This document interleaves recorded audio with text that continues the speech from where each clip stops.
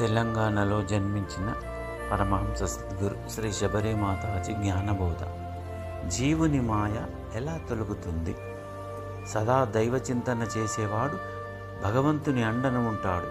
గొడుగు క్రింద ఉన్నట్టు ఎంతెంత భగవత్ చింతన చేస్తే అంతంత భగవంతుని తోడు ఉంటుంది. సర్వకాల సర్వావస్థలయందు దైవచింతన చేసినతో జీవుడు మాయాబంధం నుండి తొలగిపోతాడు. ఒక్క భగవంతుడు మన బంధువు అయితే జగత్తంతా మన బంధువులే అవుతారు. నేను మీ ఇంటి ముందర జాడూడవ పనిచేయ, కానీ ఒక్క భగవంతుడు నా పరమ బంధువు అయ్యిండు కాబట్టే మీరందరూ నాకు బంధువులయ్యారు.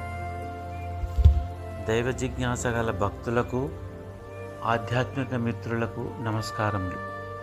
పరమహంస సద్గురు శ్రీ శబరి మాతాజీ వారు చెప్పిన భక్తి జ్ఞాన యోగముల గురించి బోధించిన బోధామృతం మీకు తెలియాలంటే ఈ వీడియో క్రింద సబ్స్క్రైబ్ బటన్ను ప్రెస్ చేయండి మరియు లైక్ చేయండి.